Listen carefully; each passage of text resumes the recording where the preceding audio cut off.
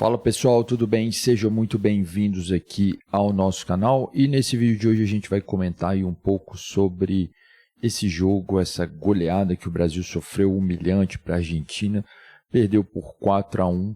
Eu acredito que foi um dos piores jogos aí da história da seleção brasileira, o pior desde o 7-1 com certeza, e se a gente for pegar o histórico aí da seleção brasileira, há muitos anos, acho que desde a década de 50 não sofreu uma goleada tão expressiva para a Argentina. É a maior goleada sofrida nas eliminatórias aí da Copa do Mundo, né? Nunca em nenhuma outra eliminatória teve um resultado tão ruim como esse.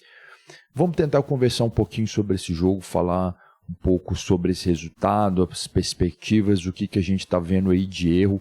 Vamos trocar uma ideia sobre isso. Mas antes, se você gosta desse tipo de conteúdo, se inscreva aqui no nosso canal, deixe o seu like, isso ajuda bastante aqui no nosso trabalho.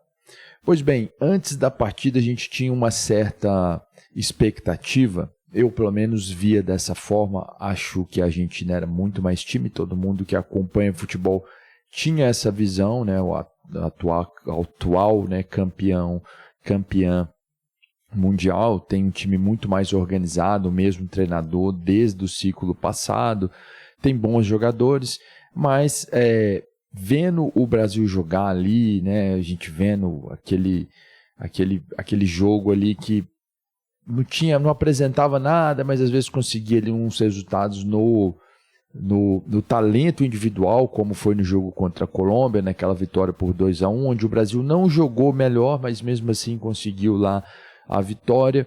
E o Vini Júnior decidindo ali no final. Então, assim, tinha uma certa expectativa de que talvez a Argentina pudesse jogar mal, né?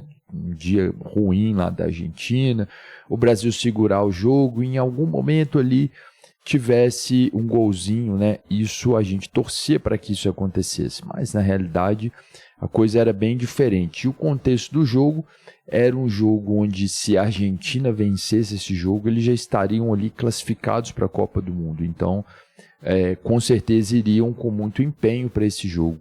Um jogo lá no Monumental de Núñez, né, completamente lotado, um estádio muito grande depois das reformas, né, ficou um estádio gigantesco. Então, com apoio total da torcida. Então, era um jogo muito difícil, muito duro, de fato. Ali, antes do jogo, a gente também teve lá as declarações do Rafinha, acho que isso inflamou ainda mais ali, né? Mas mesmo se não tivesse ocorrido essas declarações ali do Rafinha lá no podcast junto com o Romário, acho que da mesma forma seria uma pedreira também enfrentar a Argentina ali, jogando no Monumental de Núñez ali. Bom, falando do jogo, foi um jogo muito tranquilo para a Argentina, eles abriram o placar muito rapidamente ali, numa jogada ali que foi a defesa do Brasil meio que dormindo ali, e a bola sobrou ali, o jogador da Argentina já fez 1-0, com 12 minutos já estava 2-0. Acho que com 7 minutos os argentinos, a torcida já estava gritando olé. Realmente foi um jogo muito tranquilo, muito fácil assim para a Argentina. O Brasil não apresentou ali perigo algum em nenhum momento. O gol que o Brasil fez foi um gol de falha ali da defesa, que a defesa saiu jogando errado.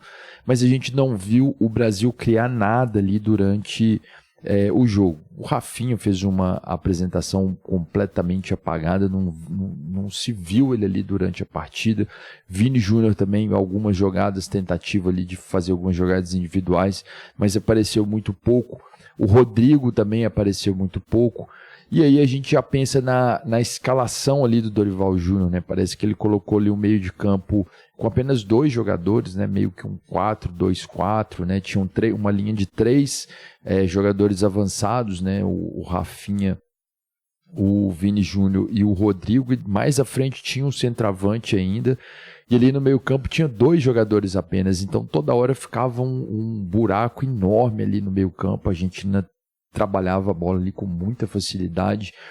Então foi algo que, na minha opinião, escalou de forma equivocada, né? Você vai jogar contra uma seleção que é uma grande seleção, jogando em casa, né? E o Brasil não está jogando rigorosamente nada.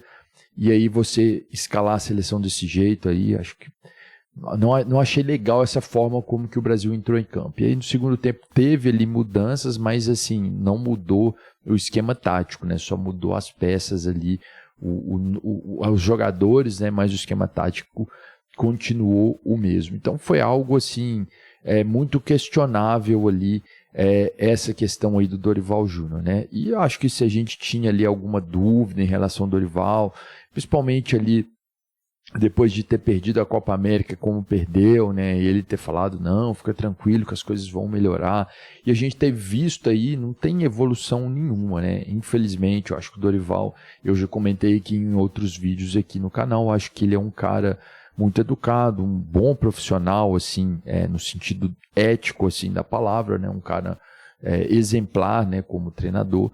No entanto, tecnicamente falando, ele não tem ali entregado aquilo que é necessário ali para a seleção brasileira. Muitos têm se discutido a questão do treinador estrangeiro, acho que isso faz, de certa forma, sentido.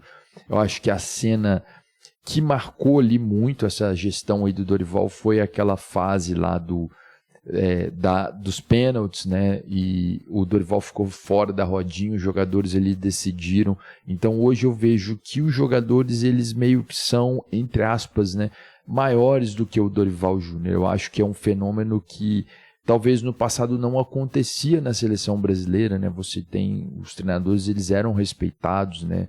Você pensar no Filipão, no próprio Parreira, eram caras que eles tinham um certo respeito de jogadores, porque eram caras que tinham grandes conquistas, né? Já tinham ganhado Copa do Mundo, enfim. E hoje você tem ali jogadores que são estrelas ali na Europa e que recebem salários altíssimos, e talvez uma questão de conflito ali de gerações também, os caras não respeitam muito o treinador. Então ali na seleção a gente vê que são os caras que decidem, são os jogadores que decidem. O Dorival, ele meio que faz ali alguma mudança ou outra, mas não me parece que o Dorival tem ali a mão forte ali dentro do vestiário, que não é ele que comanda ali o vestiário. Então, na minha opinião, acho que deve ser o fim da linha ali para o Dorival. Acho que não tem como mais sustentar isso, acreditar que a coisa vai ser diferente depois dessa goleada, de ver a seleção jogando dessa maneira aí contra a Argentina. E aí a gente pensa em vários aspectos aí do momento, o que está acontecendo agora. A gente já viu a seleção como sendo meio que um instrumento até de relações internacionais do Brasil em vários momentos, né? Acho que a seleção brasileira ajudou o Brasil a ser até essa imagem internacional de ser um país amistoso, um país que trazia um olhar bom das pessoas, né? De certa forma, todo mundo se divertia vendo aquela seleção dando aquele espetáculo, jogando, e isso tem se perdido ali ao longo dos anos, né? A gente tem visto que a seleção brasileira ela já não está mais ali, talvez nem no segundo escalão ali. Quando a gente assiste lá os jogos, como a gente viu na semana passada ali, Nations League, a seleção da Dinamarca, Portugal, Espanha, própria França, Itália e Alemanha ali, eu acho que se essa seleção brasileira enfrentar qualquer uma dessas seleções, vai ser, digo nem as do primeiro escalão, pensando ali mais na Dinamarca, Portugal, o Brasil vai ser atropelado, infelizmente.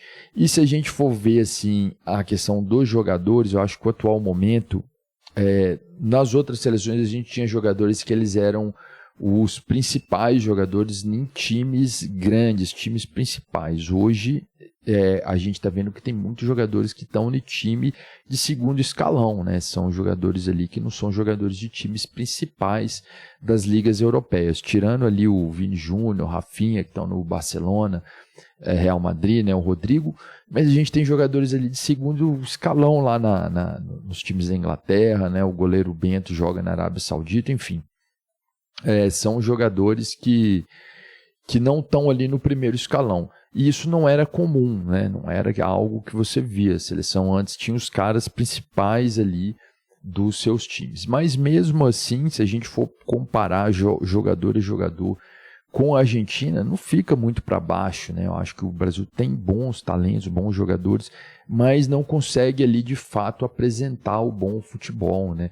Contra a Colômbia mesmo, a gente viu isso, um time da Colômbia muito melhor pensando como grupo, como esquadrão, do que o Brasil, né? Individualmente o Brasil tinha bons talentos, mas não consegue montar um time. Então, na minha opinião, acho difícil pensar no Dorival Júnior daqui para frente. Acho que a CBF já devia tomar logo uma atitude, lembrando que o atual presidente da CBF, ele fez a eleição aí um dia antes desse jogo, né? Eu acho que mesmo evitando aí qualquer constrangimento depois de ser reeleito, depois de levar uma sacola aí da Argentina, né?